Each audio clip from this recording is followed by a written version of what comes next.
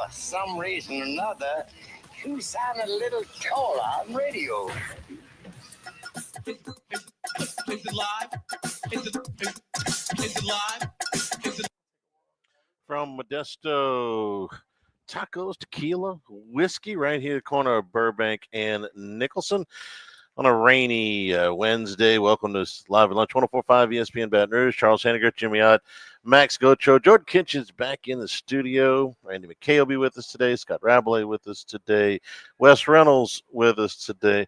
Wes out checking out one of the celebrity golf tournaments in Indiana today, where Caitlin Clark was the main attraction. He's in Indiana today? I don't know if he's just posting a picture from there or if he's actually there, but apparently it's people he knows. So we'll see what he has to say about that. Jimmy, good morning. Good morning, sir. How are you? Good. SEC teleconference is always on Wednesday. Sometimes it's just a lot of coach speak, and sometimes we get some hard news out of it. And take this for what it's worth, but Billy Napier says that DJ Lagway has continued to practice in a controlled manner. He is trending in the right direction, progressing every day. There's a chance that he will play in this game on Saturday. I'll be honest with you. When I watched him, taken off the field at Jacksonville against Florida, against Georgia, I thought that was probably it for his season. But he dressed out and warmed up last week before he, went back to the locker room, put his street clothes on, and watched last week's game. And he's a possibility for this week's game. Nobody watches practice over there, so I mean, what I mean is they're not allowed access to really see. So is Lagway an actual threat to play, or is this just Napier playing games? I don't know. I never did see him actually the warm-ups. I saw him out there, Jim, but I didn't see him moving. I don't know if you did. Stressed out. Yeah. I didn't. They didn't show. I didn't see any either. But as soon as they came out, his pads were off and he was just in a jersey. Yeah. And pants. So I don't think he had. I don't think it was a really game time decision. I thought it was your typical games are being played. I mean, I guess, but I mean, or that he's just getting a workout in, a warm up period in, just to that's his rehab for the day. Who knows? Not on game day. You can go out there and break a sweat. If you're not playing, man, get out the way. Shoot. Well, I mean, it's him though, and he does provide a show for the other team if you're gonna, prepare for him at all. We've seen this, where they dress out the quarterback, he warms up, and he doesn't even dress out. So we've seen these games. The line tells me he's got a chance to play. That they believe that he's very much in the mix. We're on Wednesday. I mean, we got 3 days to go. Who knows? Oh, you think it's No, I agree with you. I'm saying what is in the mix and what's playing? I mean, who knows? It's a hamstring, and he's right. This will be 3 weeks from the day that he got the hamstring. 3 weeks. That's generally Saturday will be 3 weeks. Saturday will be 3 weeks. Uh-huh. That's generally not enough for a serious hamstring injury. How serious was it? I don't know. But they're keeping hope alive that he will play this weekend against LSU. Don't know. We'll see. I would. There's a big dip. Yeah, it's everything for this game. Dip. With Warner, if LSU loses, and Aiden Warner, God bless him, okay, but you're talking about a walk-on, a freshman. He was completely outmatched in their last game. If LSU loses with him as the starting quarterback, God bless, okay, then they've got even bigger problems. But if Lagway plays and he can run at all, well, he's going to be hesitant. You would think, Yeah. Limited, hesitant. But if he plays and he provides that ability to run, it gives them even a hesitant Lagway gives them a way better shot. Right. Yeah. It's everything in this game, and LSU's got pressing problems that they've got to fix, regardless who plays quarterback for the Gators. But if Warner plays and you lose, then I struggle to deal with just how big a catastrophe that would be.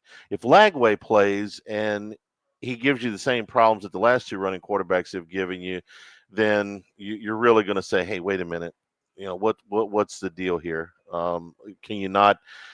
Alabama's making adjustments in the first quarter. You're not making adjustments over a 3-week period, or you can't get you guys to play better. Brian Kelly says basic fundamentals, the problems plaguing Garrett Nussmeier right now. Trying to simplify it. Less is more. Make it easier. His footwork is the primary culprit, according to Kelly, which is also not unusual for. We're calling him an inexperienced quarterback. He's an older quarterback, but it's still it's still less than a full season's worth of starts here. Quarterbacks to get their footwork out of line, that happens. Oh, he's been that way all year. I mean, he's been throwing off his back foot, not stepping into his balls. I mean, that's been the majority of the year. Doesn't take a loss to identify that. So that's the football news. That's your update on you two quarterbacks. I thought we start more with the rankings. So. Oh well, that was where I was going. I mean, next. it's LSU's kind of out of this thing, man. Shoot. Right there's a mathematical path for them to get to the SEC championship game, but that's not terribly realistic. It's a long shot, but there was more outrage, if you want to use that word, over where the SEC teams were seeded last night as opposed to where the Big Ten teams were seeded last night. What did you think? There's you heard Feinbaum just at the end of last hour screaming about, well, how can you do this to Georgia? Well, Georgia just got run off the field. Got run off the field by a pretty good team. They just got run off the field. And they lost at Alabama, and they didn't look terribly good at Kentucky. On the other hand, they played this monster schedule, which Indiana has not played, which Penn State has not played, which Notre Dame has not played. So we get back to the same argument that we had when it was the Bowl Alliance, when it was the BCS, when it was a 14 playoff, and now when it's a 12-team playoff, which is, what do you value more, strength of schedule or your overall record? Most committees like this one's overall record. Yes. And I mean, it does. How do you expect people to schedule tougher when you? And I think Texas gets a bump because, they're in the SEC. Well, they're in the SEC, but it's a soft schedule. I mean, when you have 16 teams, they're going to be just some variance in different schedules, and shame on the SEC, but I mean this was very predictable. And what'd you think Texas' record was going to be right now? 8-1. Yeah, I mean number 3. What the hell have they done? They beat Vanderbilt by 3 points. It's their best win. If you look at their record as opposed to, say, SMU's record, okay, Danny Cannell's going crazy on that. Yeah, well, and he rightfully so. He's got a point. No, absolutely. Who's the strength of schedule? Strength of schedule for Texas is number 40. Hang on, we'll get this right. Best win, Power 14. I'm going through all my numbers here.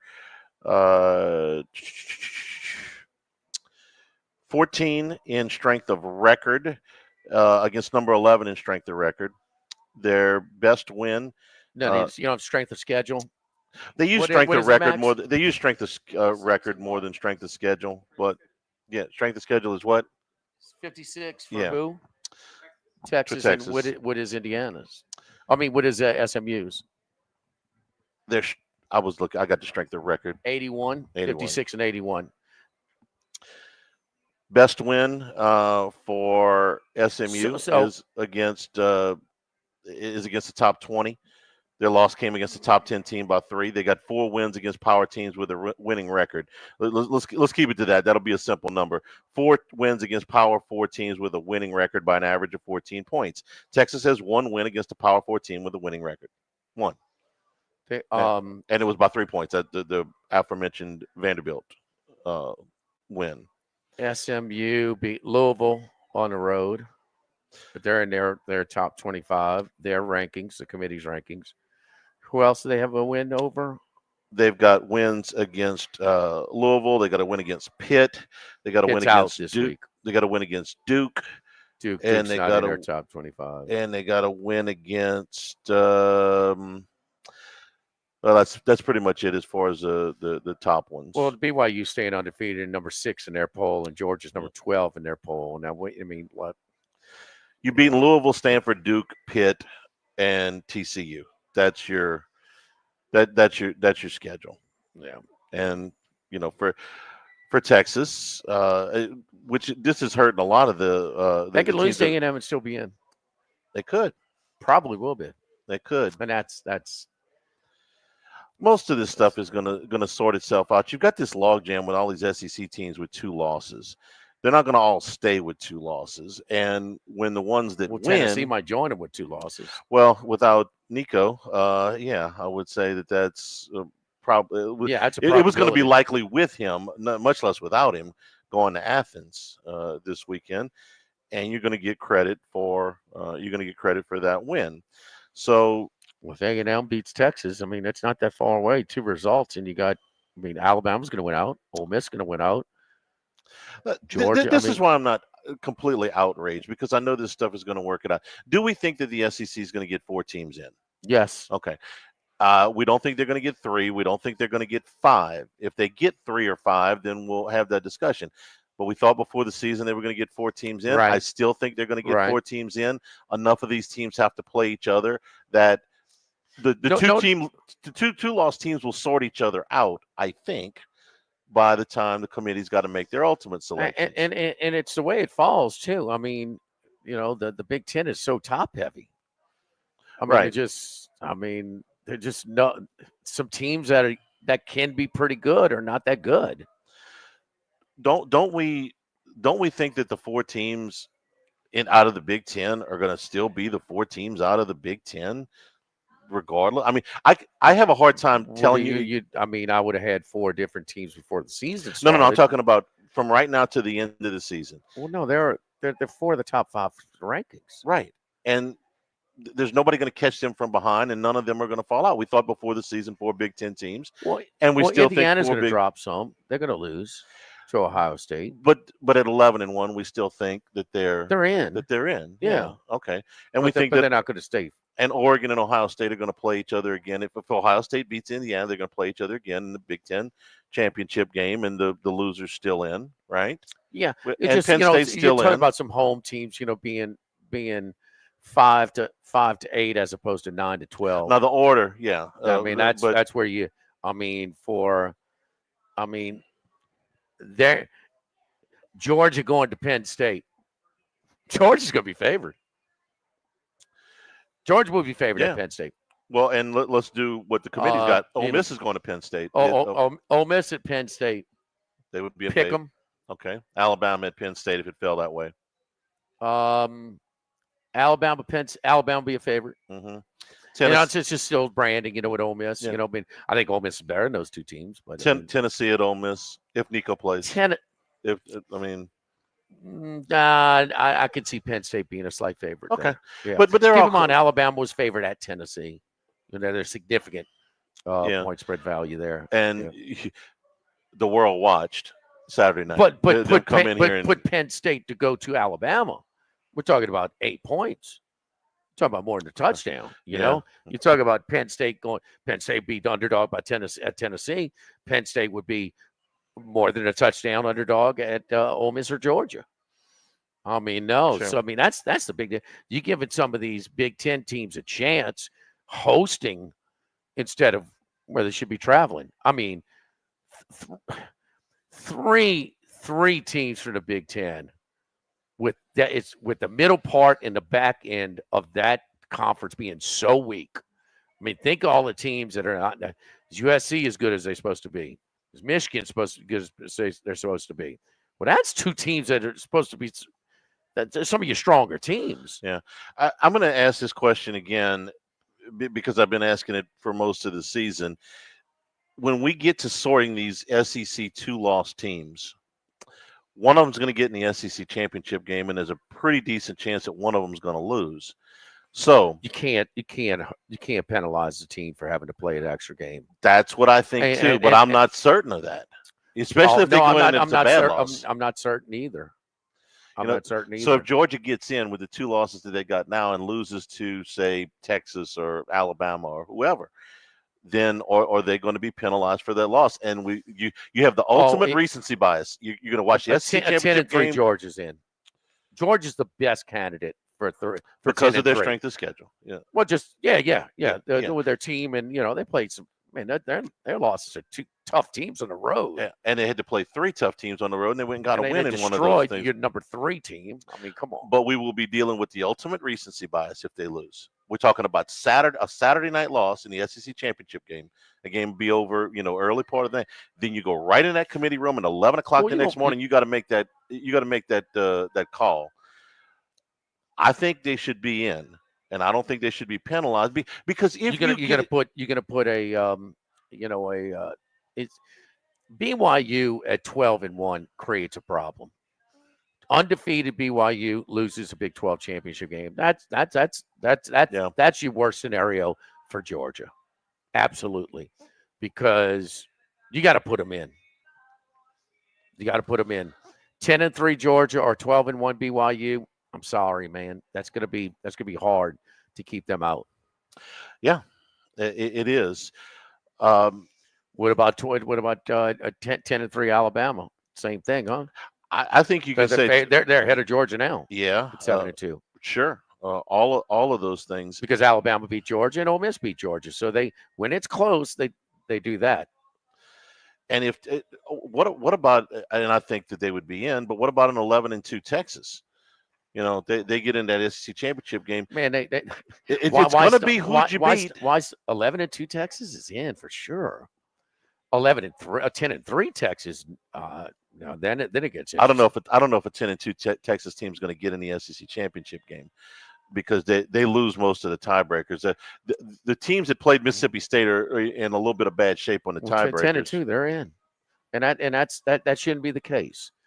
So a team that say Georgia's 10-2 and Texas is 10-2, and they have to go play in the SEC championship game, and they played a much tougher schedule, and they whooped you. You're gonna put them at 10-3. You're gonna put them Texas ahead of them at 10-2 just because they have one less loss?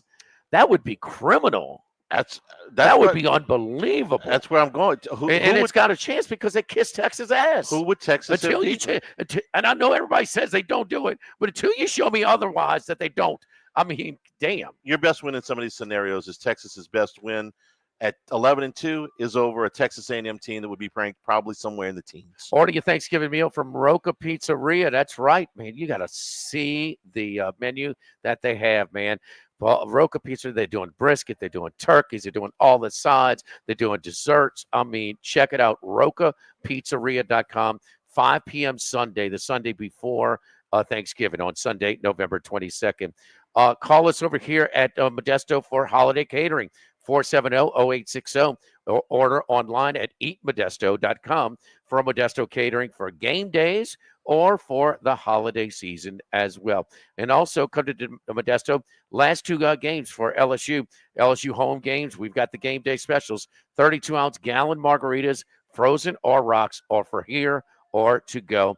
And also check our social media for new chef's tacos that rotate from time to time over here at Modesto. Modesto on Burbank, just off of Nicholson. Live at lunch from Modesto 104.5 ESPN Baton Rouge.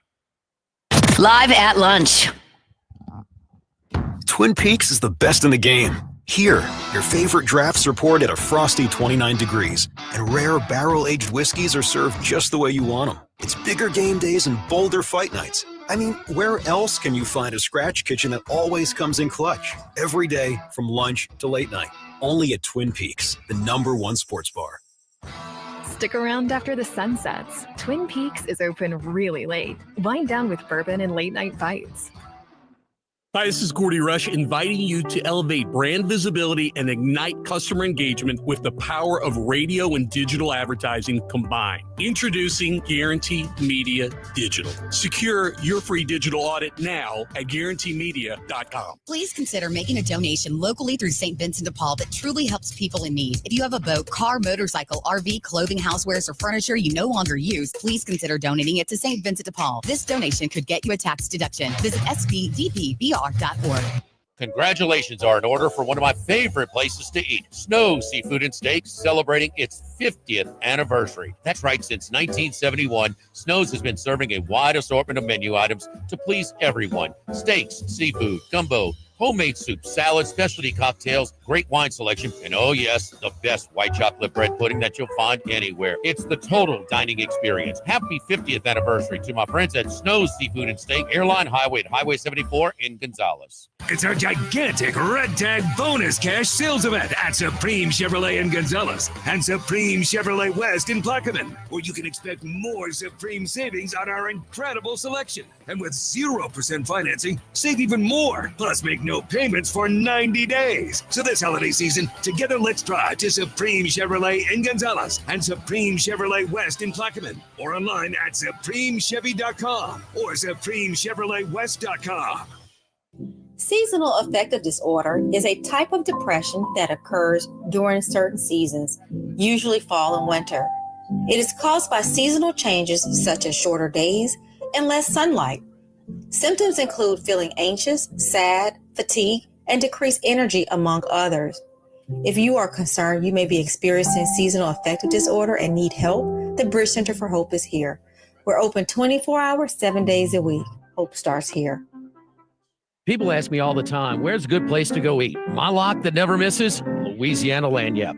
I've never had anybody disappointed. The snapper and papillote and the cocodrie are staples. Some of my favorites start off with the marinated crab claws or the oysters lanyap. For an entree, seafood stuffed bell peppers. Got a little kick to them now, so watch out.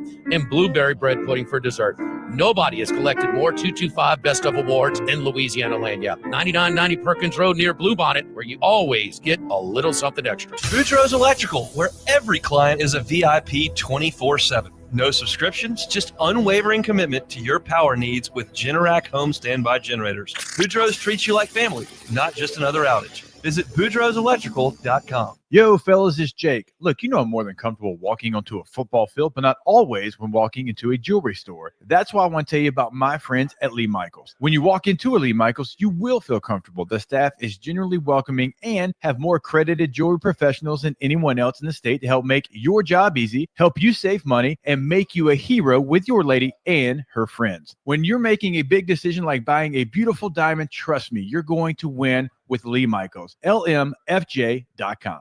Hi, this is Jake and James of Trash Rangers of Louisiana. If you switch your residential or commercial trash pickup to us, we promise to never sell your trash to the paparazzi. Seriously. Bayou Ford and Bayou Chrysler Dodge Jeep Ram. 5 brands on one lot. Shop BayouAutomotive.com.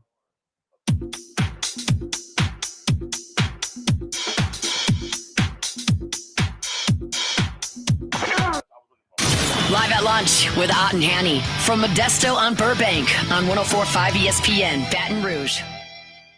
Remember, you can always get the show on demand at LouisianaSports.net plus 1045ESPN.com. New Handycast up from Monday. Richard Dixon and I went through the film, showed you some of the mistakes that LSU made against Alabama and some of the things Alabama was able to take advantage of. Get a little college hoops in last night. I did have to tell you that you're talking about power rating, strength of schedule, strength of record, the whole bit. Their ESPN's FPI, their Football Power Index, their power rating, is number one, huh? Probably Alabama. I don't yes. know. Sure, of course it is. Alabama just stays number one in that damn statistic. It doesn't matter who they play. It doesn't matter what the score is. It doesn't matter who wins. Alabama just stays number one. I gave up on their FPI bullcrap, 5 years ago. That FPI is the most. Yeah, you throw it away. When LSU went to Tuscaloosa and beat them on their home field, and it came back and said, well, Alabama still held them in FPI. I threw FPI completely away. It is the most garbage stat of anything. I mean, it's worse than Alabama's not number one. It's worse than the 3-out, nobody on 3-run save. Okay, in Major League Baseball. Okay, FPI is. I almost cussed on the radio. That's how aggravated I am with that stat. Okay, yeah. Well, we just watched. They go on that field with Tua and beat them. Yeah, Alabama's still better. Okay, well, fine. Then some gump somewhere runs FPI. All right, FPI is crap, absolute crap. Did you watch the basketball game last night? Alabama still gets you, huh, Charlie? No, yes. In that case, yes. Okay. No, well, yeah. they lost 2 games. Saban's they lost gone. to It's over. They lost to Vanderbilt. It doesn't matter. FPI's got them number 1. Texas is running the league now, Charlie. Got, you know that. I'll give it Texas this. They managed to get over on Alabama schedule-wise, which is very, got over very hard. On everybody. Very, very hard to do. Yeah. Oklahoma's been kicking their ass Alabama had been running scheduling in this league since the 60s, okay? And Texas managed to get over on them. No small feat. Give them credit. FPI is still Alabama's. I don't want to get fined today. It ain't worth it. Okay. But yes. Big win for Mark Pope, man. I thought it was more important for them. That Duke team is loaded, man, and they still beat them with so many new pieces. They're going to force up threes. They're perimeter oriented. I mean, but that Duke team, man, that big guy, that rim defender, the Maluch. That's how I call it. Maluch or Malach. The freshman from Maine is Cooper Flagg. I mean, he's fun to watch. He, you know, it's funny. He's not super like highlight. Just does everything really, really well. Yeah. Only 17 still too. Yeah, I'm hoping that we can stay out of the Ryan Williams at 17 things. They're deep. They're deep. They're loaded. That was a great win for Kentucky last night. And it was cool. It was in Atlanta, so you could have a lot of those fans who made it for a great atmosphere. Now, more Kentucky than Duke, Big Blue Nation. You've been to the SEC basketball tournament when it was in Atlanta? I've been to they take over wherever it is. Yeah, but Atlanta especially, I guess, is Nashville, Charlie. Yeah, Orlando, absolutely. Wherever it is, they take over. New Orleans. The Georgia Dome was so much bigger than the other venues, I guess is why I noticed it when I went a couple of times. And yes, they bring everybody. They can't get tickets a lot of times. Yes, they can't get tickets at Rupp, so they go, when they get into an arena like the Georgia Dome or something like that. This is what struck me as I listened to the broadcast. Billis obviously does his homework, and you listen to all this. We talked about how Kentucky moved the basketball yesterday, and I think it was 52 assists and 73 baskets or whatever. Well, they did that again last night. 17 assists on 25 made baskets, but they also shot 40% from 3, which is what they did in their first 2 games. What has been the big knock on Calipari is that they didn't shoot enough threes, and they certainly didn't make enough threes. Here's what else was different with Kentucky. Well, he was taking future NBA players who were not polished basketball players at the time. Which is what Duke's starting lineup last night featured all players that were teenagers. Kentucky started 5 guys who were all 21 or over. They got transfers in there. It's an experience, which is exactly the opposite of what Calipari did. He had some transfers, Sheboy was, probably the most high profile one recently, but these are experienced guys. They're not necessarily all 5 stars, experienced guys that can shoot the basketball, and they share it, and they didn't get dominated on the boards last night. They're going to be a problem. And I kind of missed this. Maybe I just read over it because we're in the middle of football season. I didn't realize they'd been picked 8th in the SEC. I think the 8th best team in the SEC. No. I wouldn't think what I watched last night. No. The big guy from Duke is that young too. The kid from Sudan, Mulach. He played on their Olympic team. Yeah, apparently because he's a beast at defending the rim. Man. Yes, he is. And he at one point he kind of turned his knee or whatever and had to go out for a few minutes, and you could tell the difference. When he was. But this is a recipe that's been, some of the mid majors that come on, they talk about them them redshirting a lot of their players and stuff like that. I mean, that's, San Diego State has had some success with it. The team like Oakland out of Michigan last year was one of those teams. Now, so it's a familiar recipe. It's just, it's completely flipped from Calipari's approach. No, in his roster build. And Maluch is 18. He's a fully loaded. Physically mature. He's 250 pounds, man. They're at 7'2". Wow. Imagine Dikembe Mutombo in college, So the 35 pounds from heavier. Tulane, the big guard, he's not young. They're all under 20. Everybody they started last night was under 20. According to what Billis said. I mean, I didn't go check him. I just trusted. No, I just trusted Billis's number because Duke looks more talented. They do. So, I liked what I saw at Kentucky last night. That to me looked like the way basketball should be played. I saw Ole Miss is ranked. Ole Miss basketball. Yeah. Well, Chris Beard demanded Ole Miss a whole bunch of football is going going to the playoff. We're not. They're ranked. We're not. Mm-hmm. What the hell is going on? It's Mincy's world. We're just living in it. But we got women's basketball, and we got baseball, and gymnastics. Ole Miss's women's basketball team's not bad, by the way. We watched it the other day in France. The two biggest sports, and what? Huh? Ole Miss is better? Mincy's world, man. Oh, just living in God. Don't forget my friends over at Legacy Title, Chad Reynolds, Legacy Title for all of you real estate closings, 296-0060, full service title company servicing all of South Louisiana. Our great team at Legacy Title, Ashley Donald, Mariana Haynes, Adrian Galata, Michael Platt, buying, building, refinancing. Nobody chooses but you. Choose Chad Reynolds, Legacy Title, 296-0060. Live from Modesto, live at lunch, 104.5 ESPN Baton Rouge. Live at lunch. At the Renaissance Hotel in Baton Rouge, when it comes to hosting your meeting or event, we're in the business of saying yes. From our intimate boardrooms that can accommodate as few as a dozen people to our extravagant ballroom that can host events for 500 people, the Renaissance Hotel wants to make your next event unforgettable. To book your next event, call the Renaissance Hotel today at 215-7000. That's 215-7000, 215-7000. Make LeBear's Baton Rouge your game day headquarters this season. They've got the biggest screens around, and now you can bet and dine at ESPN Bet in person. Plus, sign up today for Cover 5's SEC contest. Go to the Cover 5 app, click on Join a League, and enter the code LABRSEC24. Pick each SEC game that week, play against your friends, and enter to win weekly and season-long prizes. Not a member? Get the Pin Play app today. LeBear's Baton Rouge, your live sports headquarters. Must be 21 years or older. Gambling problem? Call 1-800-589-9966 for help.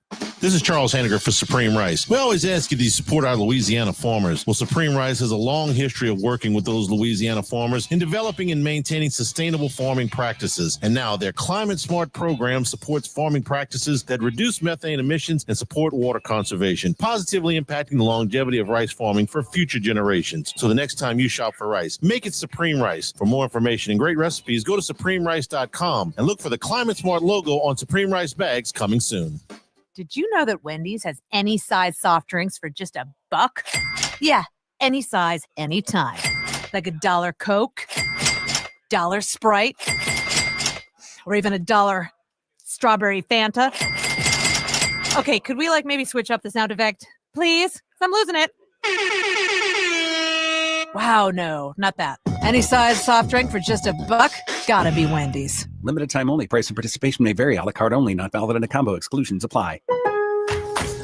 Lowe's knows that to win the job, pros need the best prices. That's why only at Lowe's, MVP's Pro Rewards members can get a volume discount on eligible orders as low as $1,500 at the Pro Desk. That means you get the prices you need to start any job, small or large, because Lowe's knows pros. Valid in-store only. More terms and restrictions apply. Visit Lowe's.com/terms or Pro Desk for details.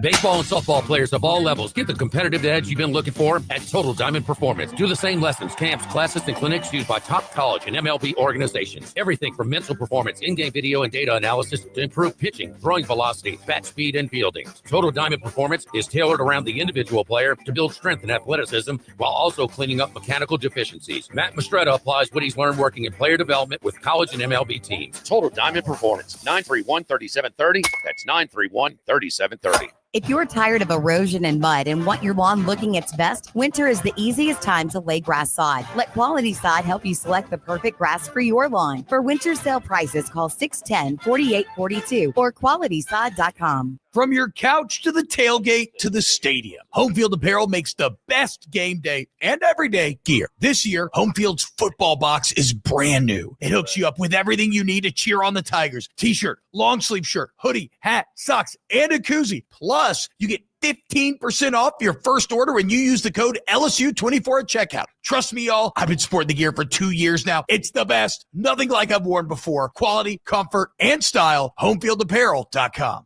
Hi, this is Jake and James of Trash Rangers of Louisiana. Have a question, a problem? Call us. We answer the phone. 225-363-9053.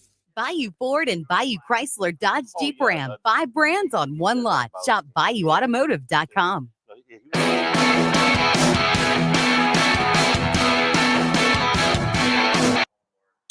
Live at lunch with Ott and Hanny from Modesto on Burbank on 104.5 ESPN, Baton Rouge. Let's talk to Randy McKay, our NFL handicapper, each and every Wednesday on the show. Randy, how you doing, buddy? Not doing real well. I had a nice big week last week, and even though the weather's been pretty bad here, it's starting to clear up, but everything's going well, and looking forward to have a strong finish to the rest of the season here. Yeah, Broncos winner, Steelers winner, Bengals winner. So very good last week. Well, without further ado, let's get right to it before Charlie shoves us up against the break. Okay, Charlie, this is where you do nothing. Go ahead, Randy. Who are we looking at this week?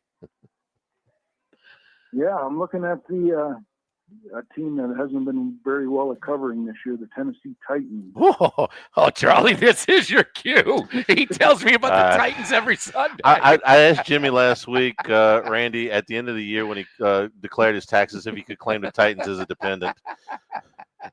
That's a pretty good one. Tennis. Yeah, this is theirs. Okay. This will be a back-to-back road games for them.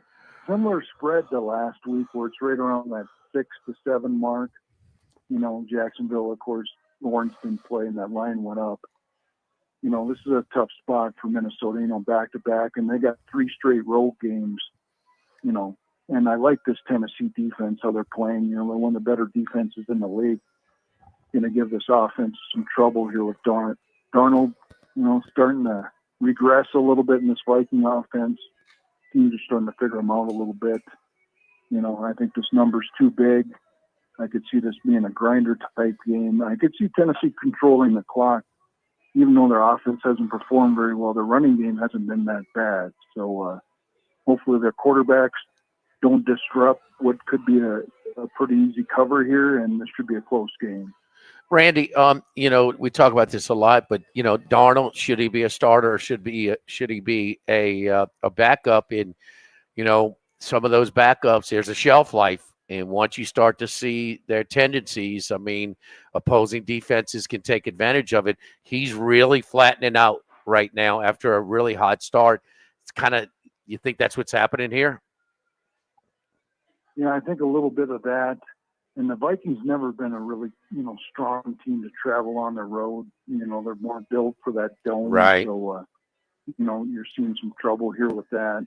And then they got to play Chicago next week. Of course, Chicago has their own troubles, as we've seen against New England last weekend as well. And they got a tough game against Green Bay. But, yeah, this is a tough spot here for the Vikings, and then going down to Nashville again after traveling to Jacksonville. I mean, he threw 3 interceptions, no touchdowns on Sunday, only 6.3 yards per attempt. Those are rough numbers. But this is my favorite stat, Charlie. Did you hear that one? Minnesota took more snaps in Jacksonville territory, then Jacksonville took snaps, period. It did not cover. It did not cover. That's the old we made more free throws than the other team attempted. I was just going to go with the fact that they almost lost to Mac Jones. Well, okay, that's the other half of the story. Was the Jaguars' total offense for the game 143 yards? Right. Is that the lowest in a season in the league this year? It's got to be pretty close. Plus, Jones threw 2 interceptions. Oh, no, they had 3 turnovers too. Some of those Miamis there when they had some of those backups going there. So yeah, it had to be right up there. Miami was the lowest scoring team going into last week. Of course, they did have a nice performance against the Rams. The Miami-Seattle game was a doozy. There is no doubt about that. I'm going to pull that one up. All right, who else? Who next after we got Tennessee? Charlie's not going to bet them, though. I'm going to let you know. I'm gonna lay off that one. God bless. Well, you guys are going to finally like this because I don't know if I've given this out very often on the show, but I'm actually going to back the Chiefs. You know, them getting points here, I just don't see them not keeping this game close. And then, 2.5 now in effect. Of course, a great teaser play here with the Chiefs. I think this week, I've been down a little bit on this Bills team, even though they've been winning. They've been doing it with a lot of turnovers on defense, even though their defense isn't very good. And they're missing offensive players this week. Coleman out, and potentially Kincaid and Cooper, both are questionable. So I think the Chiefs will have the better, offensive talent on the field. And these games have been close. All these games over the years have come right down to a field goal here or there. So see some value here.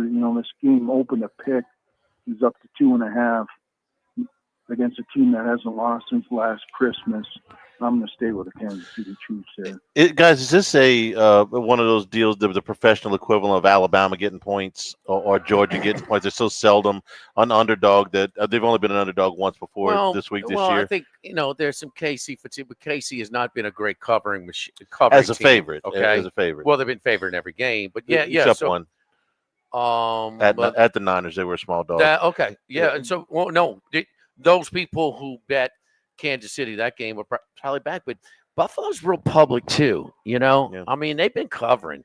What is their number against the spread? It seems like they've been covering a lot this year. So anyway, all right. Oh, by the way, the Dolphins had 200 yards of total offense in that game against 205 against the Seahawks when they were that bad. 6-4, but 5 of their last 6 the Bills have covered. And that other one against the Colts. Remember that? They ran the ball. Remember that one? That was a horrible beat. Miami against the Colts that day. They had but that the 143 is I think that's a low. That's kind of like Surette's light bill, electricity bill. Show me June. Prove me. Show me something lighter than that. One more, Randy. Who else? Your last top 3 pick this week? I'm going to go with the Bengals here on the road, getting 2. They're off extra rest. The crazy last Thursday game where, we got the money, even though they lost the game. They smartly won for 2 but didn't get it. I can see this turning around a little bit here for the Bengals. They're potentially getting 2 offensive weapons back. The big tackle Brown didn't play against Baltimore, and neither did Higgins, so we might get those 2 guys back. And I can't see this Charger team, even though they have a pretty good defense, they get behind here. They're just kind of like a ball-controlled team. Yeah. Cincinnati's team's been up and down, especially on defense. Their defense hasn't been good, but their offense won a top in the league. And another key point here, there's 6 teams playing into a bye, and Cincinnati is one of them. So I like the situation where I feel like the teams go all out, try to win this game. They're not going to wave any flags if they do get down. I can see Cincinnati getting the lead, and then the Chargers with no home field also. having trouble coming back here. So getting value, you're getting points. Randy, I wanted to bring that up too. I'm glad you brought up the Bengals-Chargers game because 2 of the 3 o'clock games, our time, Central Time. I mean, you're talking about stylistic differences. A heavy offense, finesse can't really stop anybody on defense against 2 ball control teams. Falcons and Bengals are the same teams playing at Denver and at the Chargers. This was a little bit predictable for Jim Harbaugh to lean on this, this approach. But then, I mean, I got to give Sean Payton some credit. I mean, this is not something that he's done, that we saw a whole lot, this type of approach, but it's the best approach for his team right now. Yeah, I definitely like this Bengal team having a little stronger chance, even though the Falcons looks pretty good. Looks like a pretty good play in the teaser if you want to take them up to 8.5. But I could see that being a grinder type game too, But I just don't like this Falcon team traveling on the road, and see if they can hold this Denver rushing attack down, which, you guys seen last week. They didn't hold the Saints down very well. Saints got a nice win there, and that was good too. That was in my contest, one of my contest entries that went 5-0. So good start to the quarter. So good win for you guys down there in New Orleans land, and we'll see what happens here with the Cleveland Browns. It was certainly a much better effort than we've seen. But Charlie, what is the difference? If Koo kicks like he did in Atlanta, the Saints lose. I'm going to give the Saints credit for blocking the one, but yeah, if he makes the other 2, they still lose the game. He made 3. 58-yarder. He missed 4 the whole year, and he missed 3 in this game. One of them was blocked. So that's a completely off resume, for him. He's been one of the best, one of the most consistent kickers. Randy, the Saints are outgained 2-1 in that one. Now they play Cleveland. A little homecoming of sorts for Jameis Winston. You have an opinion on that? Maybe a little value with the Browns. The Browns have extra rest here. Get Jameis, Winston a little on track with the offense. I would definitely look to tease that up, but I see another close, like grinder defensive style game. This Cleveland team does have a pretty good running attack, so they could control the ball a little bit on the Saints. So we'll see what the Saints can do on offense against that. Cleveland team that you just don't know what kind of defense you're going to get. Some weeks it looks like one of the better ones in the league, and then some weeks the teams just pick them apart. So tough game to call there. Hey, Randy, what about tomorrow night? What are you hearing on Robinson? Because I think that physical, that's a guy that they I think missed a little bit. This was a season low on yards for the Redskins, the Commanders last week against the Steelers. So still high scoring, a little deceiving, but 243 yards total offense. This line opened 3. Steady Eagles action has it at 3.5 right now. Yeah, don't worry, Jimmy. I still call them the Redskins as well, and probably will the rest of my life. But yeah, as far as I see with Robinson here, he's still questionable with that hamstring. So don't know what you're going to get here. Good effort by the Commanders, even though I had Pittsburgh in that game. That was a very good game. There was probably some early value there with the Eagles at 3, but at 3.5, I just don't see a play. Maybe look to under. I see the totals up to 49. I would maybe lean under in that game, the under the 49. All right, Randy. Follow Randy on Twitter at RR39 for all of his picks. All of his posts and things like that. We have his picks again this week: Tennessee, Kansas City, in Cincinnati. We'll relay any late picks that he has on Football Sunday as well. Thank you, Randy. Have a good week. Good luck, man. Congratulations on your great week last week. All right. Thanks, guys, and good luck, everybody out there. Don't forget our friends at Dana Brown at the law offices of O.C. Brown, 343-1111 or ocbrown.com. Go to their website, and you can check out the firm's history, the different attorneys that we have on our team, our legal team at the law offices of O.C. Brown, dedicated to protecting your rights, fighting for the justice that you deserve. You can click on schedule a free consultation. That's easy. Car accidents, criminal law, other type of legal needs. Take advantage of that free initial consultation. 343-1111 and ocbrown.com. Dana Brown at the law offices of O.C. Brown. Live at Modesto, live at lunch, 104.5 ESPN Baton Rouge. Live at lunch.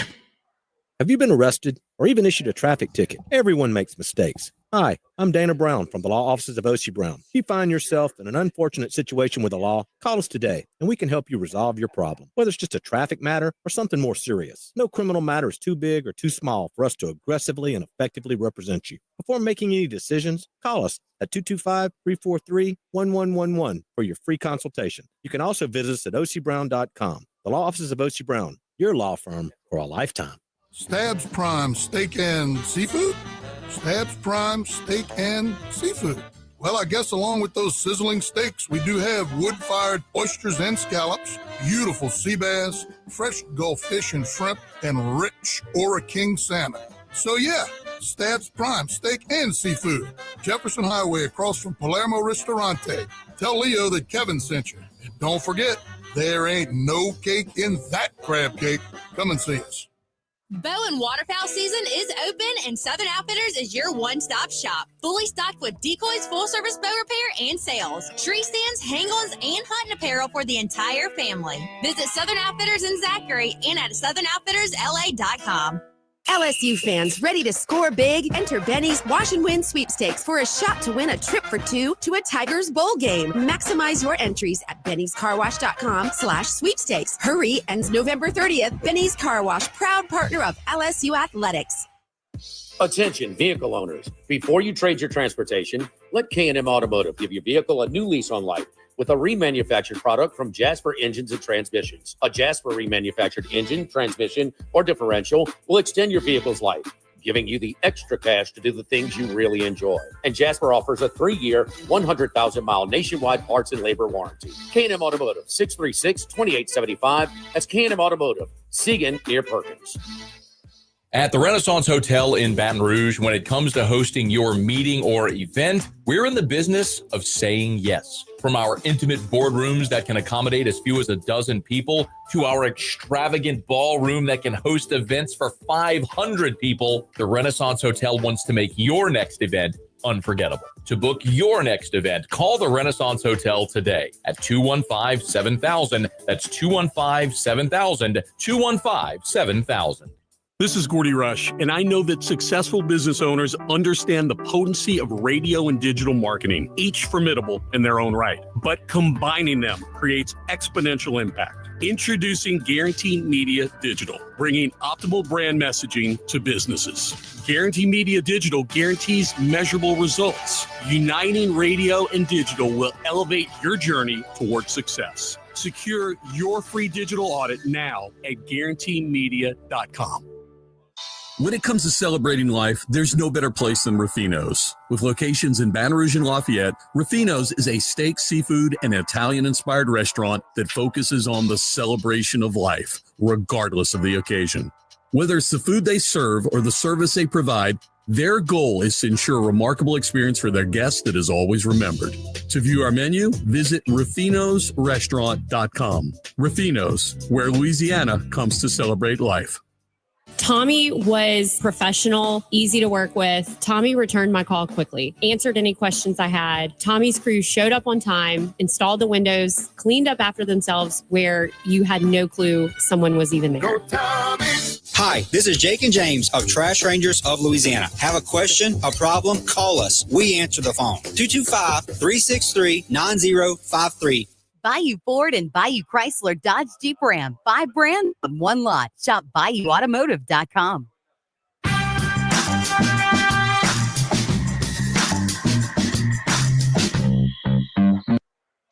Live at lunch with Ott and Hanny from Modesto on Burbank on 104.5 ESPN, Baton Rouge.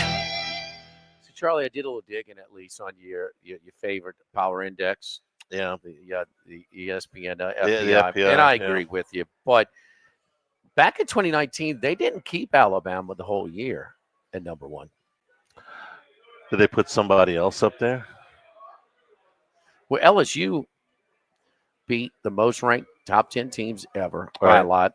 Yeah. Beat the most teams that finished in the top 10 by a lot. Mm-hmm. I was at almost all of those games. But LSU was third. Third. At the end of the Third. Alabama was fourth. Really? Yes. Who's first? Clemson? Ohio State. Ohio State. And of course. Clemson was two. Right. There's only one. We were debating whether that 2019 LSU team should have been first, second, or third, except we were debating with the 2001 Miami Hurricanes and the 1995 Nebraska Cornhuskers. So, yeah, I could see like, and that's the rankings are so okay, but there is some historical relevance to them. I mean, even though they're not perfect, gives you to beat the most top 10 teams. Well, that's when they're ranked. Well, Texas wasn't a top 10 team. They didn't finish close to being a top 10 team in 2019. Correct. Yeah. Okay. Now they played a pretty tough game. That game against LSU. Well, all right, but still. But the most at the time and the most that finished in the top 10, it's not close. It's not close. Good enough for third place, apparently. For that year. You have just given me the poster statement on FPI. The 2019 LSU Tigers. I didn't even know that. I thought they finished second to Alabama. They finished You were third. too busy trying to claim to be the best ever. They were third. Third's good.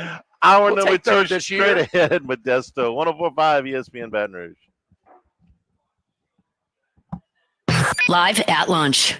The Grand Bayou Casino, conveniently located off I-10 at exit 139 in Grostead, offers the latest video poker machines 24 hours a day, 7 days a week. Got a great staff at the Grand Bayou Casino. Our inviting staff will greet you with complimentary coffee and sodas as you enjoy listening to the curated tunes in our comfortable seating. Make the trip to the Grand Bayou Casino, where players are welcome. The Grand Bayou Casino, I-10 at the Grostead exit. If you or someone you know has a gambling problem, call 1-877-770-STOP. The Grand Bayou Casino.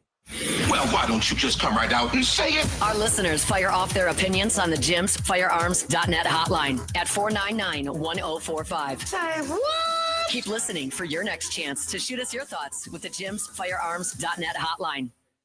Get the 104.5 ESPN Baton Rouge mobile app powered by Bayou Ford and tap the microphone icon to send us your thoughts in an audio message. Your message could be played on air. Find our app in the Apple or Google Play Store. For direct links, visit 1045ESPN.com.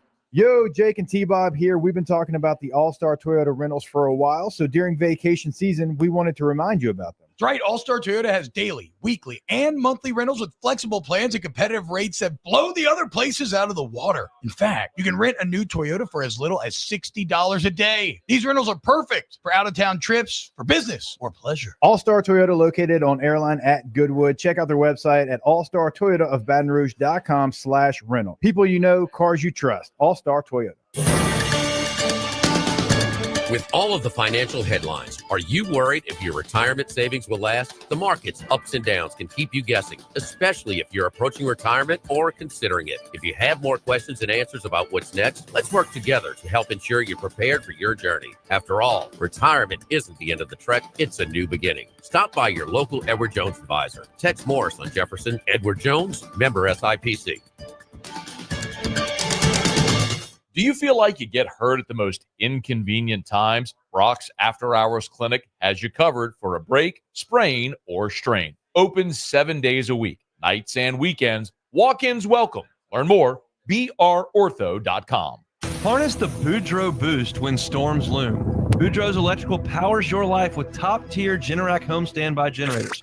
Dial Boudreaux's Electrical for energy that endures, because with us, you're never powerless. Visit boudreauxelectrical.com.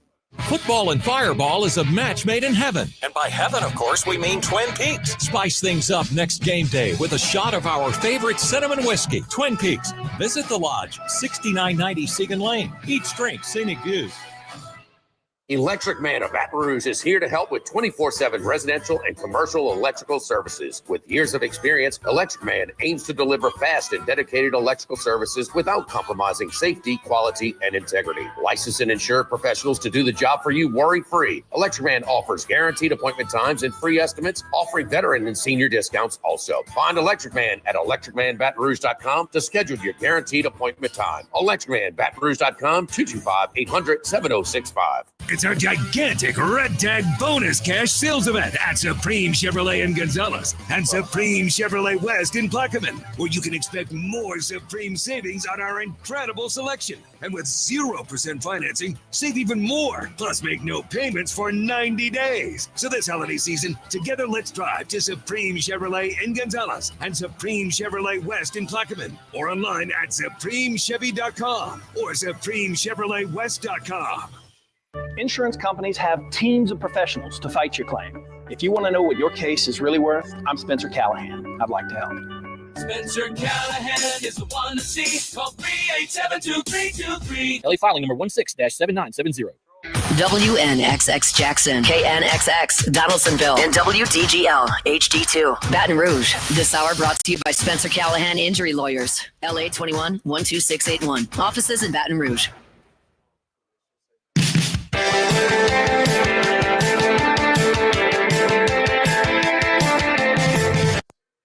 Live at lunch with Ott and Hanny from Modesto on Burbank on 104.5 ESPN Baton Rouge. Back here at Modesto live at lunch. You can order your Thanksgiving meal from Roca by 5 o'clock on Sunday, November 22nd, RocaPizzeria.com. Also, Modesto Catering for game days, any occasion, 478-0860. Come on out to Modesto. The last two home games, game day specials, 32-ounce and gallon margaritas, frozen or on the rocks, here to go. And we've got the new chef's tacos that we're going to try That's right. a little bit later on today. Let's bring in our friend Scott Rabelais from the Advocate. Rab, good afternoon. How are you? You called me friend? Yeah. That's very touching. Yeah. Hello, friend. Are we at the Masters Equinox yet? Is this? We're past. I totally dropped the ball on that. We are well past the Masters Equinox. Okay. Oh yes. So- We are closer to the start of the 2025 Masters than we are to the end of the 2024 Masters. Now, how many trees are still standing there? After that hurricane, that's another question. Yeah, nobody's really produced some really good pictures that I've seen. Maybe there's some out there. I don't know. You got a chance to listen in every week, of course, but particularly curious this week on Brian Kelly and some of the things he had to say on the SEC teleconference. He talked a lot about his quarterback and some of the things that are ailing him. I don't want to say it got lost because we certainly talked about it a lot, but it wasn't the major story. The major story was Milroe after the game. But Nussmeier has had his problems the last 2 weeks for sure.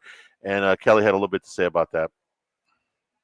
Yeah, he did. I mean, he said he's still our guy. He gives him the best chance to win. Wilson Alexander asked him, very plainly, our lead beat writer, if they were considering any changes. And he said no. He said he gives us our best chance to win. But he clearly has to work on mechanics. He's got to work on footwork. He talked about simplifying things, and that's never. I don't know if it's a red flag for you guys. That's never what you want to hear, especially this late in the season. And we're talking about simplifying the game plan or the formations or whatever. But clearly, what's happened with Nussmeier is he's a gunslinger. He thinks he can throw a football through a mail slot. But he has taken on a lot of responsibility on this offense to feel like he's got to make them move forward and maybe take too many chances. And the result is, Charlie and Jimmy, he's now thrown 11 interceptions on the season. That is the most for an LSU quarterback since Jarrett Lee's 16 in 2008. And obviously, they got 3 games to go. It's not something. It's a lot. Yeah, it's not. The mechanical issues are not something that just cropped up last week against Alabama. I mean, we on the Sunday show, Mike Delicano has been talking about this for weeks that he's been thrown off his back foot. So maybe he was getting away with it, in some other games. Shouldn't take a loss to correct that. Right. But you said, you don't want to hear that. I would rather hear that it's mechanically based than that it's mental or that, he physically can't do it, because at least the mechanical things are correctable. Now, whether they can get it corrected that quickly, I don't know. What was your read on what we saw Saturday night? Because that was a shellacking in a game that really should have been a lot, going into it, we thought would be a lot closer. The field goal kicking was better. Ever the optimist, Scott. Thanks.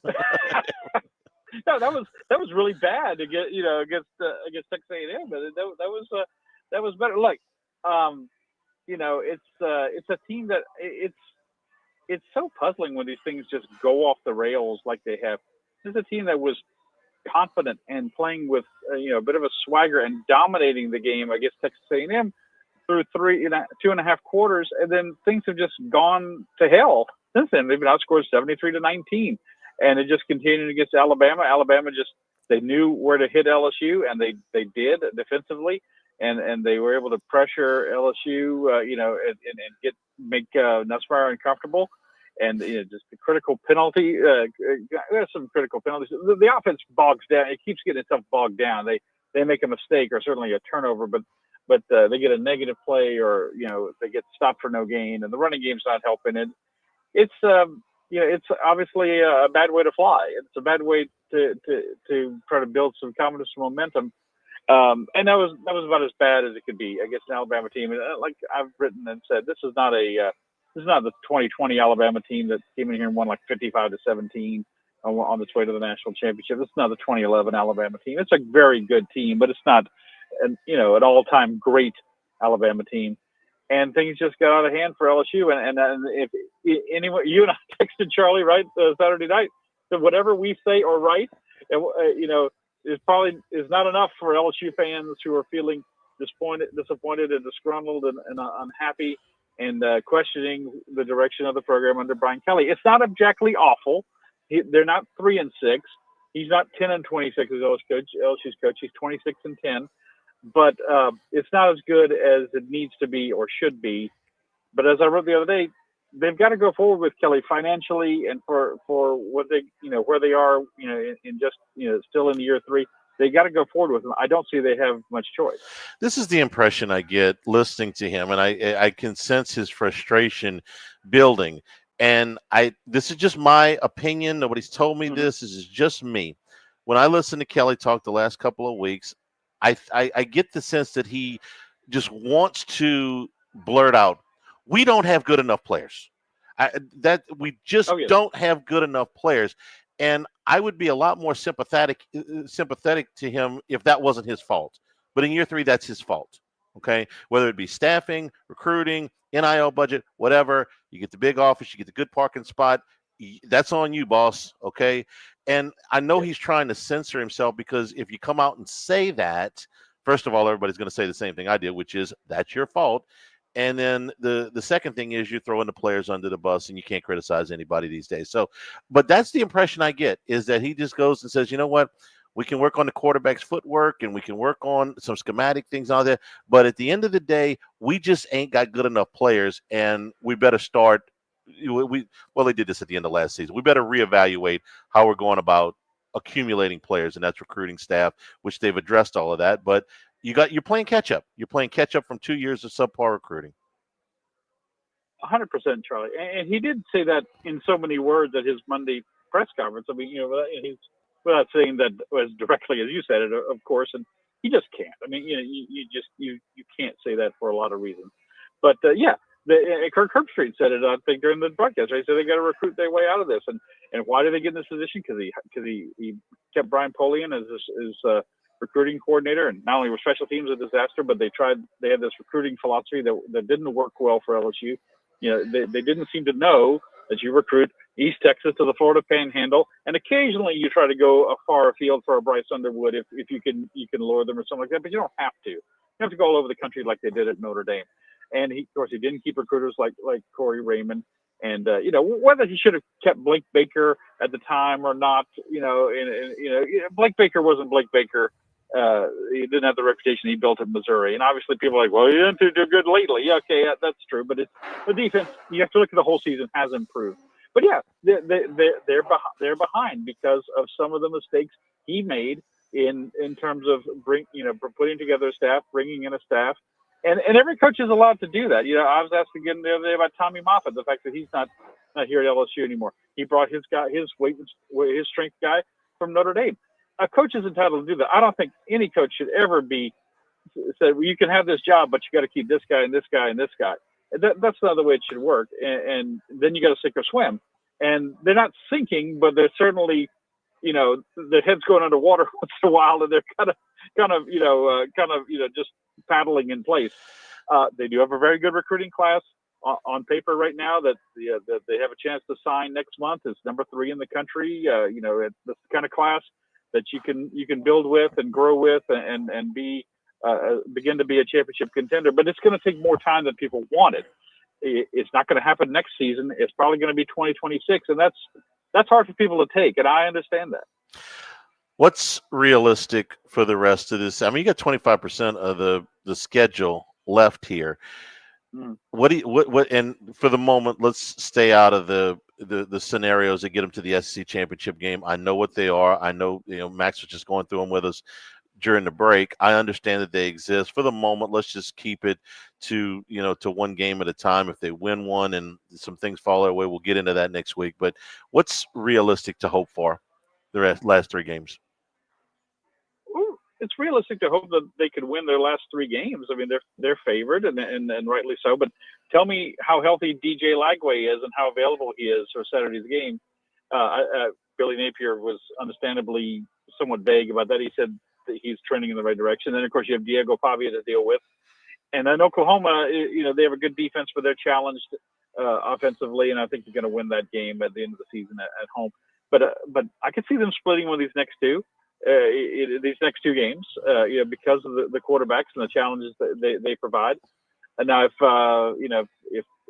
Florida's going to stick with the third string quarterback, then it certainly increases LSU's chances of winning considerably. But I think 9-4 is certainly realistic. 9-3 is realistic to expect, but 8-4 seems just about as realistic at this point as well. Jimmy, what was their win total before the season in Vegas? I think it was 9. 8.5, 9, right? I don't think it was 8.5. I think but right about where they're going to end up, right? It was right. I think it was 8.5, 9. I said I couldn't get off a 9-3 this year. You had 10-2, but it was 8.5 or 9.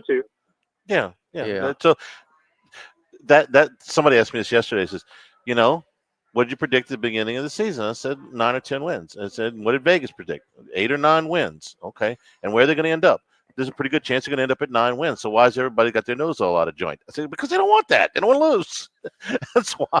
Well, there's difference between being, you just throw out a number in August and then you actually have to watch it play out.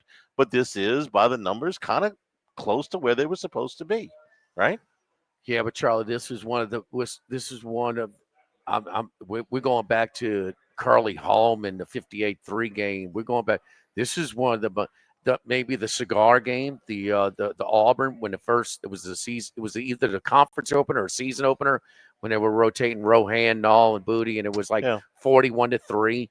I mean, this is an all-timer as far as just a level of this game, the expectations versus the result. Yeah, sure. This was real surprise. This is up there. How badly you were beaten to the point where you're trying to play like the rent-a-win and you're trying to hustle a cheap touchdown at the end. Yeah. All 9 and 3s are not created equal. Scott, what? And I'll say this: I think 9 and 3 before the season, when SEC 9-3 was getting you in the playoff, it ain't getting you in. No, there's too many. There's too many 2-loss teams. Unless you win out. It's a little like 2001 though, guys. I know you don't want to talk about all the scenarios that get in the SEC championship, but remember how badly they got hammered by Florida midway through that season? I remember them losing to Ole Miss that year. I remember more. I asked Scott. I think your question to Brian Kelly was similar to my question in 2001. I basically asked Saban, can you win can you win the league here? And you were, in so many words, it's kind of what you thought the things in place. But let's face it, Scott, we're at a different time than 2001. We had lost 6 out of 7 years. We just played in the Peach Bowl and had to negotiate our way into the Peach Bowl. And now you have things in place. The last 3 coaches have won national championships. In year 3, he's not getting in a 12-team playoff. It's a different time. It's a different time. No, all that is fair. All that is fair. Yeah, I think for the first time, you can say, and LSU fans can say, legitimately, people, a lot of people want to fire the coach every time they punt, but I mean, legitimately, that they're not getting their money's worth with Brian Kelly and certainly this staff. Look, they've given him They're giving them just about everything they need. Is LSU, we can debate, right? Are they at the top of the NIL game? No, but clearly they're in the hunt to be getting a Bryce Underwood, assuming they get him, assuming they keep him. I know Michigan's going to make a big push and everything. Saban assuming they keep him. Saban was just starting to build those resources. Those resources and that support is in place. That's it. Yeah. I mean, it's just a different it's a different deal. You got a lot more to sell. You've had a stretch where you had the most. Well, they still have like third or fourth most players in the NFL right now. I mean, it's top 5. Yeah. It wasn't top 5 in 2001. No. No. I can remember there was at least one year where they didn't have anybody drafted in the 90s, man. and a couple of years were just a couple. Scott, last thing, any thoughts on the CFP poll from last night?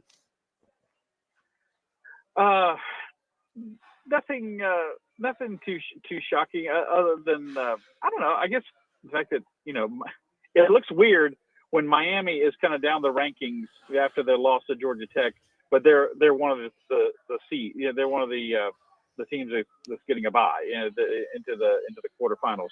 They're projected as they're the top team from their conference and the ACC, and the top team from the ACC gets one of those 4 byes into one of the 4 quarterfinal bowl games. That takes some getting used to, I think. But South Carolina leapfrogged LSU. Of course, I mean, we're talking way down the list, but they're trending in a good direction, and LSU's not trending in a good direction. But no, it's playing out pretty. We're still looking for more chaos, right? I don't think we've seen the last of it. So we'll see how much things can shake it up the rest of the way. But the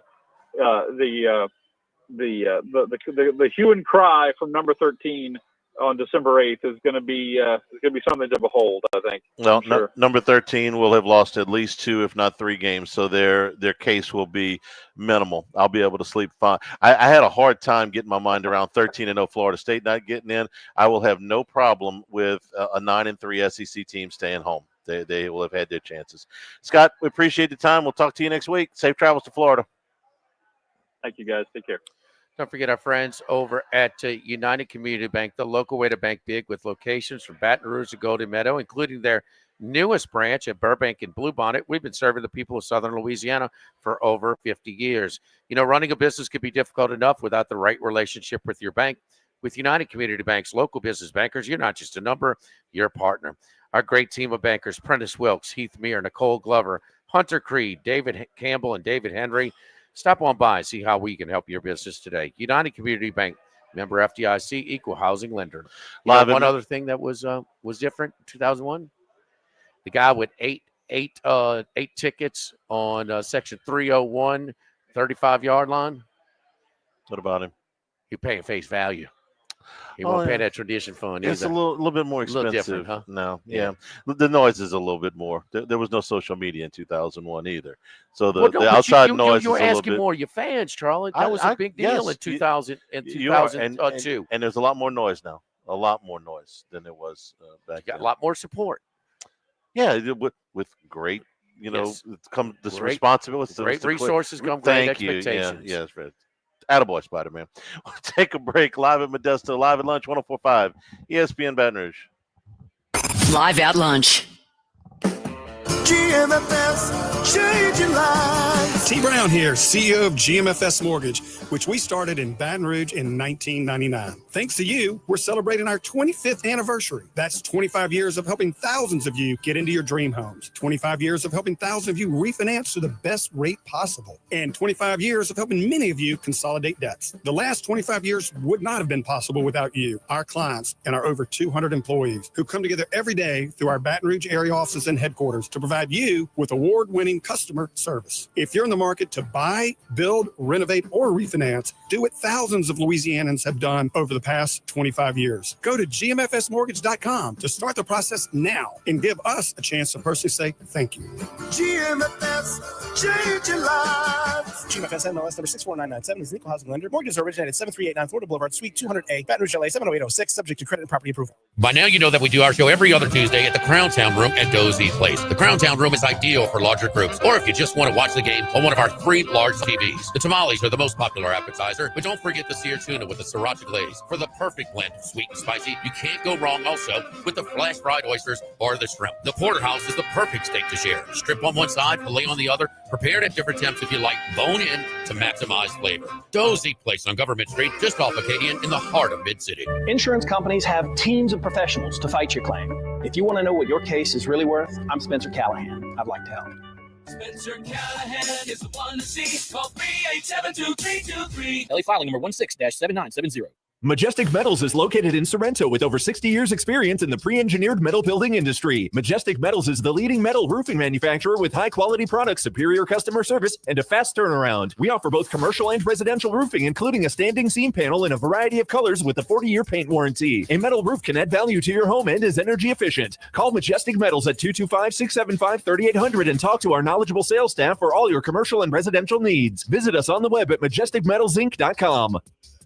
This hour of Live at Lunch with Ott and Hanny is brought to you by Dana Brown at the law offices of O.C. Brown, 343-1111 and ocbrown.com. Roto-Rooter for all your plumbing needs, 925-8710. Supreme Rice, grown, milled, processed in Louisiana since 1936. United Community Bank, the local way to bank big. Lofton Staffing Services, 924-0200 and lofton.jobs. Tex Morris at Edward Jones Investments on Jefferson Highway, 928-8659. Total Maintenance, your one-stop shop for AC, electrical, generators, and plumbing. Service today, every day for Total Maintenance. The LSU Alumni Association and the Cook Hotel and Conference Center. For reservations, thecookhotel.com.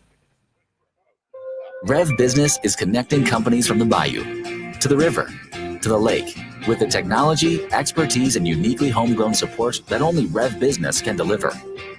From internet and hosted phone to managed Wi-Fi and Metro E, our best-in-class services are tailored to your needs, backed by in-house support and a local team devoted to keeping your business up and running. Visit us at letsrev.biz. Rev Business. The Live at Lunch with Ott and Hanny Restaurant Club. Jolie Pearl Oyster Bar, downtown facing Town Square. At Jolie Pearl, we're pretty shucking good. Louisiana Lanyap on Perkins and Bluebonnet, winner of the most 225's Best of Awards. Snow Seafood and Steak for over 50 years on Airline, Highway, and Highway 74 in Gonzales. Dozy Place for hand-cut steaks on Government Street and Mid-City. Louis Cafe, a Baton Rouge landmark since 1941. Just outside the north gates of LSU. Fin Bomb, sushi, burrito, poke, ramen at Burbank and Lee, and Phil's Oyster Bar since 1950 on Government Street and now in the South Downs Shopping Center. In times of need, get a full list of phone numbers, websites, and other important emergency information on the Demco Stormwatch page at 1045ESPN.com. Bayou Ford and Bayou Chrysler Dodge Jeep Ram. 5 brands on one lot. Shop BayouAutomotive.com.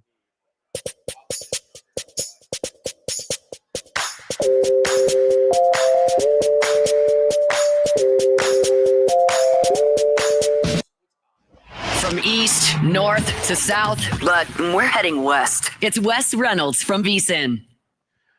Wes, we saw you posting something with Caitlin Clark. Were you with Caitlin Clark at a golf tournament, Wes? I know you're a golf handicapper. We didn't know you were teaming up with her in a golf tournament, huh? Yeah, I know. I wish I could have teamed up with Caitlin Clark and Nelly Corda, but they probably would have put me to shame today. I certainly would have been the worst in that bunch. But yeah, it's amazing. A Pro-Am for an LPGA event, this being the Annika Sorensen event down in Florida, had a Pro-Am today, and Caitlin Clark, of course, was participating in that. And the fact that they're actually covering it live on a Wednesday, and she's getting mobbed by fans on a Wednesday morning Pro-Am with a 7 a.m. tee time. Look, she's got a big reach. Maybe the WNBA will realize that at some point. she does. She's a star, man. There's no doubt. Were you surprised though? When she made first team all at WNBA, you followed a little bit more than me. No, I wasn't. I think she absolutely deserved it, and you know, she became the clear-cut rookie of the year as the season went on. So look, she improved. She got better after the second half of the season, and maybe the Olympics and not making that team was really good for her.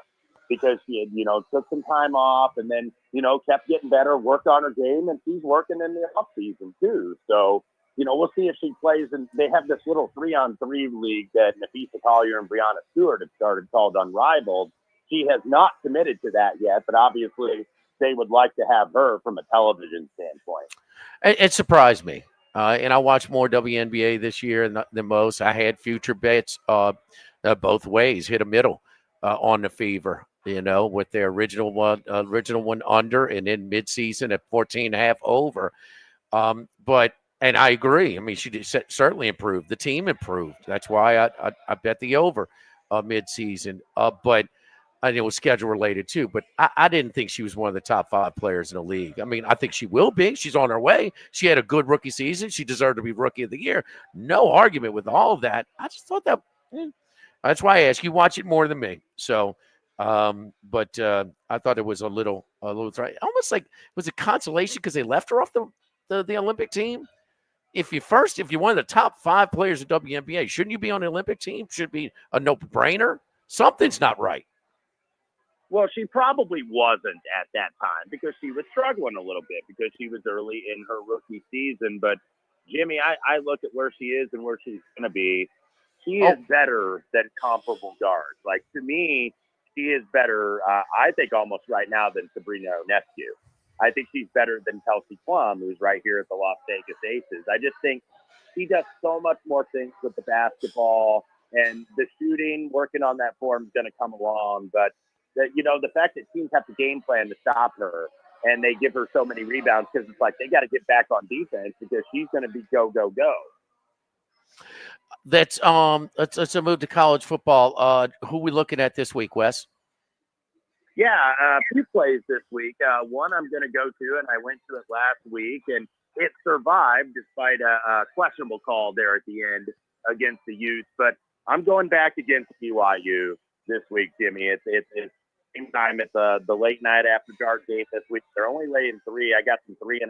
Also took some 3 because those were disappearing.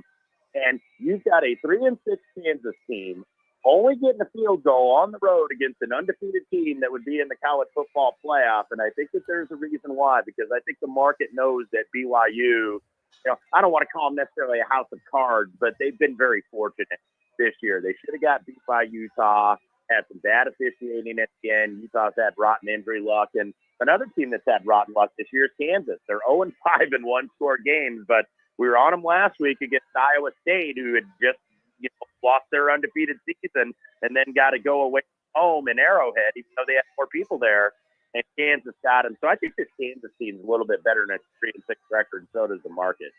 Yeah, and Kansas also, you were talking about improvement over the course of the season. Jalen Daniels lost his offensive coordinator to Penn State, and he was struggling early, but he's rolling now about 500 yards the last 3 games. Even in the loss at Kansas State, I mean, toe-to-toe with them at the Little Apple, that is pretty good. And they were in all 6 of those games, even the one they lost by double digits, they had the lead in the 4th quarter of play. So, no, they've been – it's a deceiving record. There's no doubt. It's going to be a lot of fun. See how BYU handles the pressure, because what's going to win out, that home field advantage is really good. But, man, this pressure is building a little bit. I'm not sure they what do you think if they go undefeated 12-1 but lose in a Big 12 championship game? Are they in the playoff? I don't know, because, I'm kind of, thinking about how this is going to shake out. It looks like there's going to be 4 teams in the Big Ten with Oregon, Ohio State, Penn State, and Indiana. And then you're at least getting 3 in the SEC, maybe 4, Notre Dame and the Group of 5 team, which might be Boise State, are in. And I wonder if we're only going to get 1 out of the ACC and out of the Big 12, because the team that's getting the buzz out of the Big 12 right now, of course, is Colorado, because they're right in the mix here. They're still behind BYU, who's undefeated in the league, but you've got a big cluster of teams behind them. I personally think the best team that I've watched in the Big 12, just taking it from like a holistic perspective, is Kansas State. But they've already got 2 losses, and I do like K-State, by the way, over Arizona State today. That line dropped because Cam Scadaboo, the running back for the Sun Devils, is going to go, but I like K-State in that one. So you're going to get – I just feel like I don't know if you're going to get 2 out of the Big 12, Jimmy. Do you like? You said you like Kansas State. Who else do you like besides Kansas this week? A favorite in the SEC, which has not been the way to go this year because underdogs have been reigning supreme. But I already took it, and it's on the move. I think Kirby Smart might be a little bit smarting, shall we say, being on the outside looking in right now out of the playoffs after they lost to Ole Miss, and we talked about that game on the show last week. I think they're coming for Tennessee, and I wonder if Nico, if he's going to be healthy. I have not. I know they beat Alabama, Jimmy, but I have not been impressed with Tennessee. They put up a bunch of big numbers against some bad teams. You're like, oh my God, this offense is like generational there in Knoxville, and then they looked very ordinary to me, to be honest with you, in SEC play. I know they came back against Alabama, but we know Alabama's a little bit down from their usual standards. So I think this is maybe the spot for Georgia. I hesitate to say buy low considering they're a double-digit favorite, but I think they get after Tennessee here. And Georgia, to me, they've got the proof. They should still be in the playoff consideration or be in the rankings. This team beat Texas on the road. So I think they're going to take it out on the balls on Saturday. No doubt, Texas, Tennessee, and Missouri. I mean, with such a big conference now, and then the league stepping in and changing things, there's a big disparity in the level of schedules. Tennessee, Missouri, and Tennessee, Texas, Missouri, and Tennessee get the favorable ones. The ones that got the short stick was Florida, Oklahoma, and Georgia. Those teams had some tough schedules. So no, I'm on the dogs big as well. Anybody else before we get to your pro pick? Yeah, I played a little bit of held my nose here with a big fat underdog. I played a little Northwestern above 4 touchdowns against Ohio State. This game's going to be in Wrigley Field, and dare I say it, Jimmy, for maybe the first time in many years, Ohio State looking ahead to Indiana, and I think that they very well could, considering Indiana last time they beat Ohio State, by the way, was 1988. So usually they're looking at Indiana because Indiana's homecoming in Columbus, pretty much almost every single time. Indiana was like everybody's homecoming game. Maybe not so much anymore, but they're going against Northwestern. It's a low total. It's in Wrigley Field, so you could get a little wind, and some shaky weather. Ohio State, I know they were impressed with 45-0 over Purdue, but Purdue is like really, really bad. There's a big difference between everybody else in the conference and Purdue. They've been that bad this year. So I think Northwestern is going to compete. They don't have any more home games in that Gift Stadium anymore, so they get the Buckeyes in Wrigley. There'll be more Buckeye fans there, of course, because they travel really well. But I think Ohio State, this might be a little bit of a sleepy game for them because they get Indiana in that big game, even though it's the noon kickoff and not prime time the following week. And I think they might be looking ahead to the Hoosiers a little bit. I think Indiana punched their ticket to the playoff last week. I did not see them beating Purdue, and I mean losing to Purdue. Tell the ESPN guys that though. They're all over it. Even the college reporter Heather Dinich, who by the way was a former sports editor at the Indiana Daily Student at Indiana University, and she's like crusading for all these SEC teams. I'm like, Heather, you've covered so many bad IU football teams when you were a student. Let's be a little homerism, not too much, but a little bit here. It was they were in a little bit of a game, but I mean they came through. So it was I thought it was right on. They were in a little danger. Michigan was a play away from getting into field goal range late in that game. Wes, who we looking at in the NFL this week? Yeah, kind of a tough board this week, actually, in the NFL. Not like a ton really jumps out at me, but one that I did already play, I'm going to play the Denver Broncos on the money line. It's still less than 3 out there against Atlanta.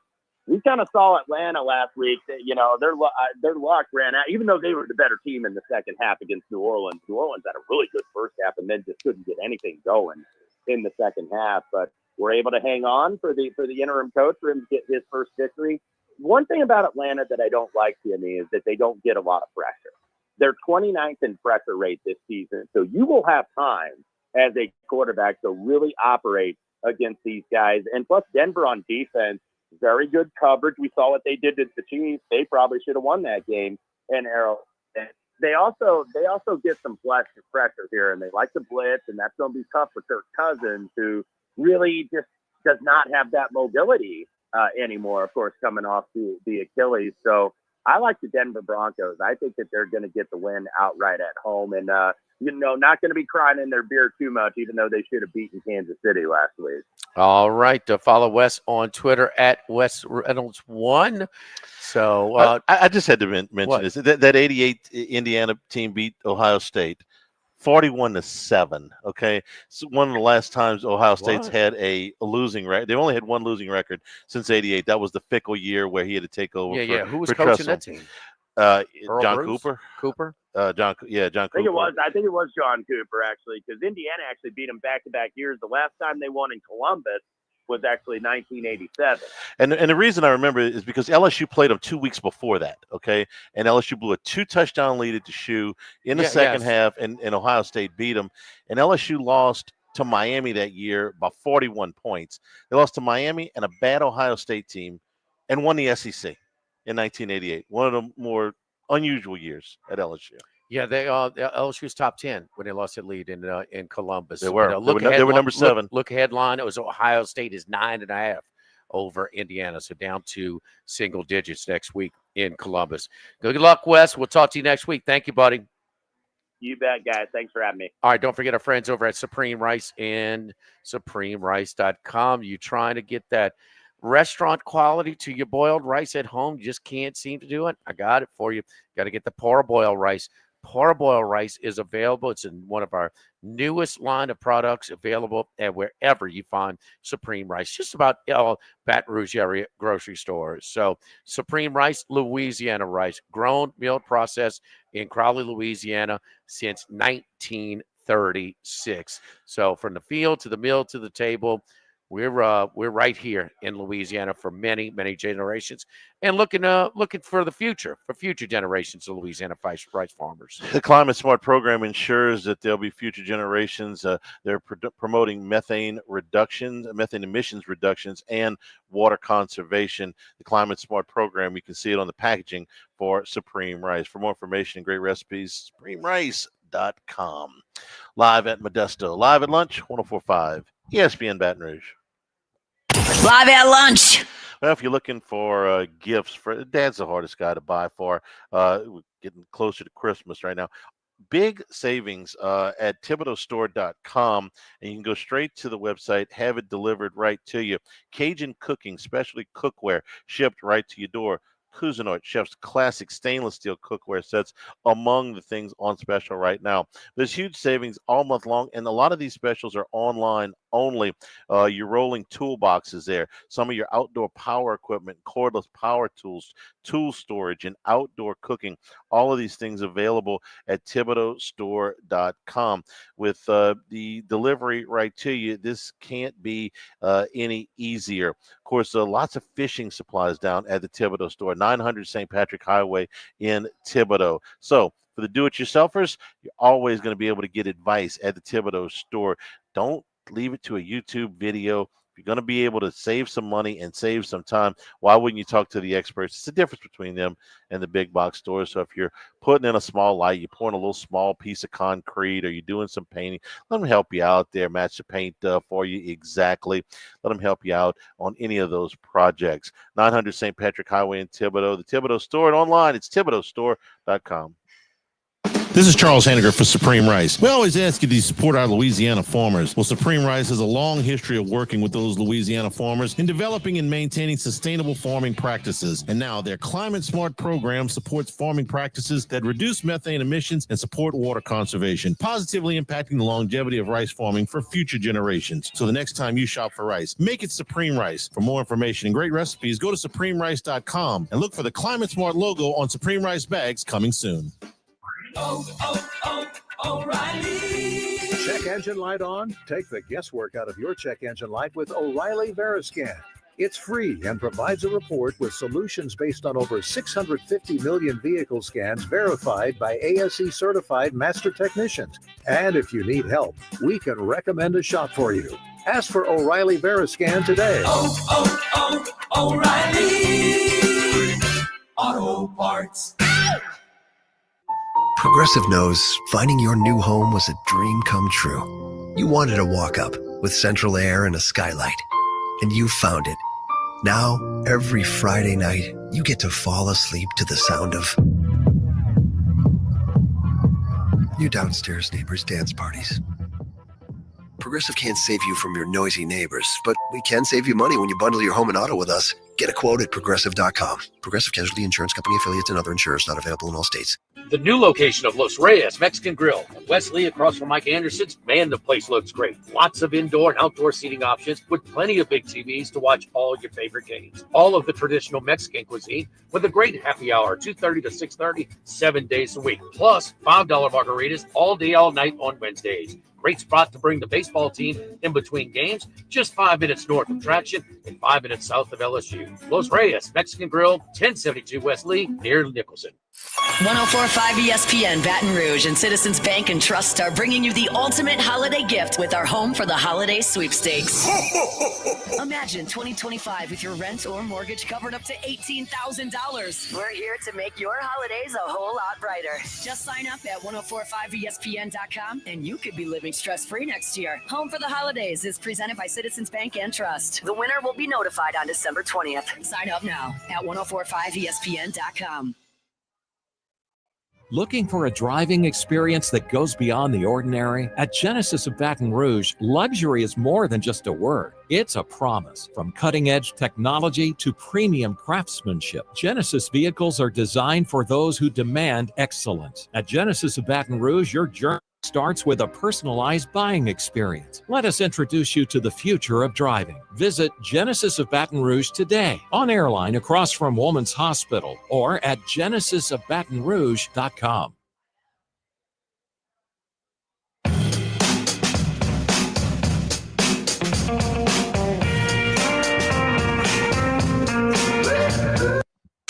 Live at lunch with Ott and Hanny from Modesto on Burbank on 104.5 ESPN Baton Rouge. Status on Nico Amaliava. Still, he is in the concussion protocol. Left last week's game. The senior Gaston Moore finished up against Mississippi State. And Josh Heupel saying today on the teleconference that he had practiced on Monday, was in great shape, said it on Monday and today, was in great shape to play against Georgia. But there are conflicting reports out there about whether that, for instance, Bear Felica says that he doesn't think that Nico will play. Pete Thamel says he did dress in practice, but his status is undetermined. So he hasn't played well to begin with. Well, that's the other thing. He's run for 200 yards once in an SEC game this year, and that was against Kentucky. Yeah, 1,879 yards and 11 touchdowns overall this season.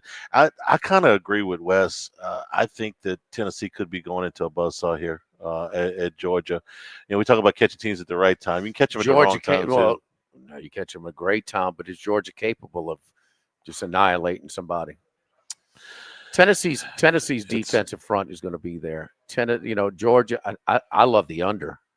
I mean, I think Tennessee's going to have a hard time scoring. So a little bit of old school SEC game here. But, the strength of Tennessee's team is 100% their defense. I mean, look at the number. The numbers don't look. We're 9 games into the season now. So it's not just about who you played and whatever. They are much better defensively than offensively. It's a switch. Hooker was a good quarterback, man. Yeah. Those guys are just, and it's maybe it wasn't just their system with him, but Nico, they're high on him. They think he's the guy. They think he's the perfect fit for their system, but he's not there yet, and he's not really close. Right, and 48.5 total right now. I kind of like that along with you. The one equalizer is, I agree with you about Tennessee's defense. Carson Beck is the most turnover-prone quarterback in the conference, and if he gives you 1 or 2 on the wrong side of the field, that could skew things. Well, guess what? Are you going to be able to run the ball against Tennessee? I don't know. They couldn't run against Ole Miss. Beck's going to have to make some throws to move the ball. Is my point. Right. No, I think we're saying the same thing here. Now they couldn't block. I mean, it was a pathetic. And look, they got a scheming. I mean, the left tackle needed some help against that speed in that undersized guy. I mean, it was on the Beck before it could even set up, Charlie. Sometimes, Walter Nolan and his guys at Pegues, but them guys on the edge were killing them on it. So how would you compare Tennessee's up front defensive personnel to Ole Miss's? Not as good, but close. Mm-hmm. They've been really good this year. And so if Georgia's not able, let's say they run the ball a little bit, but I think they were just under 2 yards a carry against Ole Miss. So let's say they're a little bit better than that, which is still not good enough. And you put this game on Carson Beck. Sacks are taken into there. Sure. You got to. It's. I could see a 23-3, 27-10. I like Georgia to win. Georgia's still got enough to where I don't care how good Texas is, they embarrass them. So they're capable of that. And Beck threw 2 or 3 interceptions in that game. He throws 2 or 3 interceptions every game, it seems like here lately. He's got 12 for the year. He's got 12 in conference play. Yeah, they're all in conference play. He didn't throw any in non-conference. I don't think 10 and 12 in conference play. He rolled up some stats against Tennessee Tech or whoever it was, but he's I mean, I love the spot for Georgia. I love the spot. I mean, this is their when's the last time their street cred in Athens ain't real good right now. I mean, it's at a low time. It's always good, Georgia football player, but man, they're listening to their coaches for the first time. They're getting after them pretty good. I expect a big and what Lane Kiffin alluded to too. If we took care of Kentucky, or if we both beat LSU too, will we have played with this kind of urgency and this kind of fire? Right, and that's what I'm saying. You're catching Georgia. If you're a Georgia fan, I expect their best effort. I'm on Georgia. I'm on Georgia, but I'm still a little worried about that protection and worried about Beck. And Beck can get you beat. I think Tennessee's defense can keep them from just getting humiliated in this one. Yeah, and again, if Beck gives you one on the 20, you get a cheap score. You get a little bit of momentum. Yeah, tough spot for Tennessee. Yeah, tough spot. And Nico's had one start in a tough environment, Arkansas, and he was terrible. They did. They held his hand against Oklahoma. They didn't let him throw. Plus, Oklahoma's not good. Yeah, they're not good too. That's the only 2 road games that they played this season. Well, they got credit for the they played game. a neutral site against Florida. NC State, Tennessee.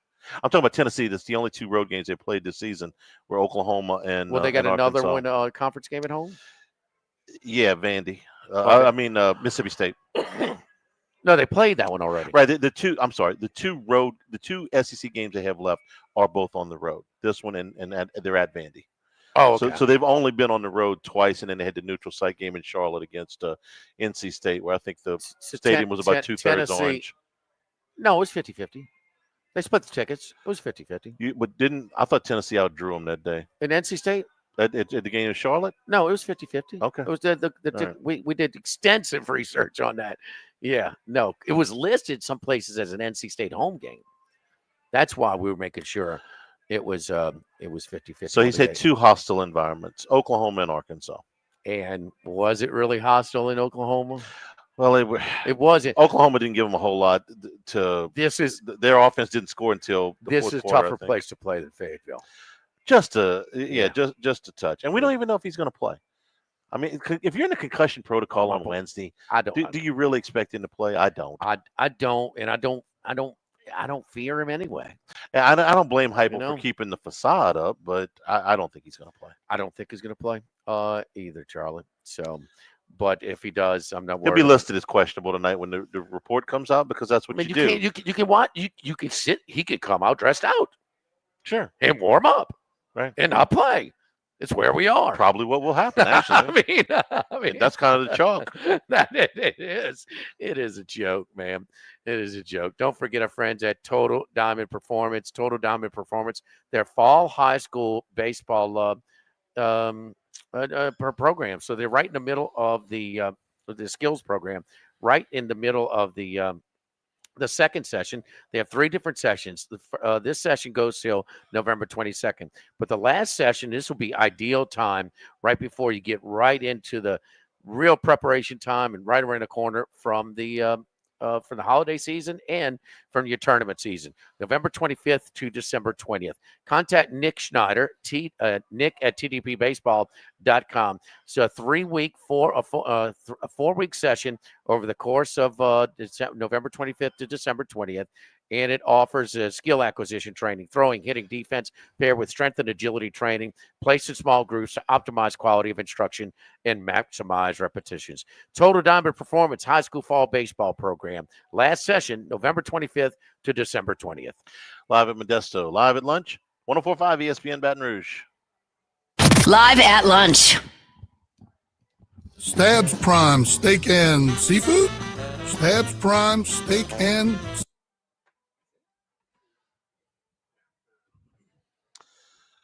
Whenever you're ready, Jordan. All right, it's rolling. It's Charles Hanagriff. Join us for the Thursday edition of Live at Lunch. We're at Los Reyes Mexican Grill. Wesley at Nicholson, Matt Humans, Dwayne Colucci, and Kenny White all join us from Las Vegas. Live at Lunch from Los Reyes, 11 a.m. Thursday on 104.5 ESPN Baton Rouge. Sports, your hometown favorite since 1981. They've been here through every season, serving our community with pride. Still family owned and operated, they're more than just a store. They're a part of your life. Whether it's football, baseball, or any sport in between, they've got you covered. Any season, for any reason. Red Stick Sports is there for you. Swing by today and keep the spirit alive. Red Stick Sports, where every game begins. 5770 Essen Lane. Total Maintenance for AC and heating, generators, electricity, and plumbing. One of South Louisiana's oldest and largest AC and heating companies since 1980. Service today, every day. Nobody likes to go to sleep hot.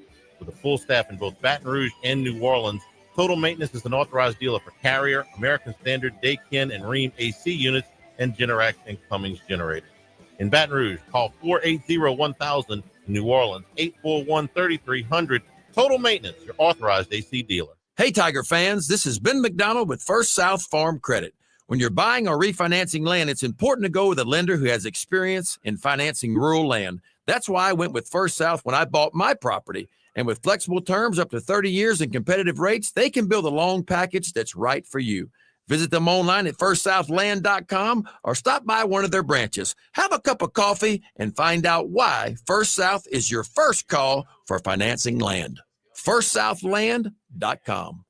Power outages can strike at any time. 104.5 ESPN Baton Rouge is ready with our Shoots Electric Power Outage Tracker. For the latest information on any outages affecting Louisiana, head to 104.5ESPN.com. Powered by Shoots Electric and 104.5 ESPN Baton Rouge. Custom Colors Body and Paint welcome Will Rapp and Ian McKnight to the team. The next generation will continue the family tradition of friendly service that Billy and Pete started in 1987. Custom Colors of Baton Rouge, 11550 Cloverland off Segan in the Industrial Place.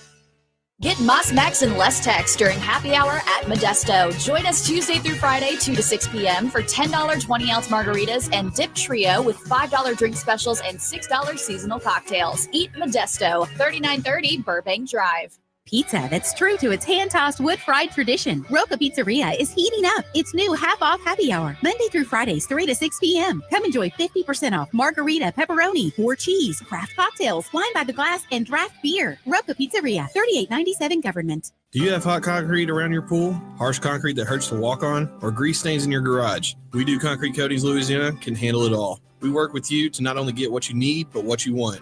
Locally owned and family operated with 10 years proven experience with construction and concrete coatings. From commercial to industrial, we do it all with the best warranty, ASTM proven products, and the best prices. Check us out at We Do Concrete Coatings LLC.com. We Do Concrete Coatings Louisiana. Call my dad today, 225-400-3835. Hi, this is Jake and James of Trash Rangers of Louisiana, reminding you to make the change today and get our red can in front of your house tomorrow. Go to trashrangers.com now. Spencer Callahan is the one to see. Call 387-2323. 121, 12674. Offices in Baton Rouge. After further review with Matt Moscona, weekday afternoons at 3 on 104.5 ESPN, Baton Rouge.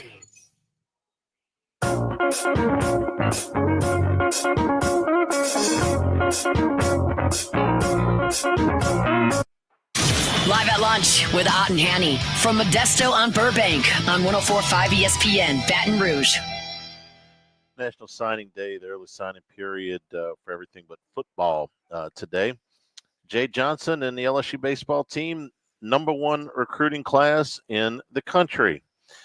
Kim Mulkey, LSU women's basketball, #1 recruiting class in the country. What? You with me so far? What? Matt McMahon, men's Gymnastics, basketball. #1? I don't have the gymnastics thing, but I'm sure they're #1 or damn close to it. Here's the one that you need to perk your ears up for. Matt McMahon in LSU men's basketball, #6. Whoa. #2 in the SEC behind only Kentucky. Whoa. Charlie, where are you getting that? Huh? The internet, it must be true. Come on, Charlie. Max has been telling you brush him off every day. He says, they're recruiting better. #6 in the country? #6 in the country. And there's still one on the hook for the late period. So I'm behind only Kentucky in the SEC. What? Pretty good, huh? Pretty good. Just reporting the news here, Jimmy. That's So what when I can we do. go back and start watching the games again, huh? When we Tomorrow, gonna be any you can watch tomorrow night. They play 30? Kansas State. The tournament team, you think, this year? I have no idea. I'm going to watch it tomorrow night against Kansas State, and You didn't watch them I'll let you know. earlier? I watched a Earlier? little bit, but I mean, I didn't see any of the SWAC game on Sunday. I watched a little it. bit last week. Let me watch them play somebody that's like Kansas State, and I'll tell you what I think. What's Kansas State have? I have no idea. Tell you tomorrow night. Thanks to the folks here at Modesto. We're at Los Reyes tomorrow. Live at lunch, 104.5 ESPN Baton Rouge football season.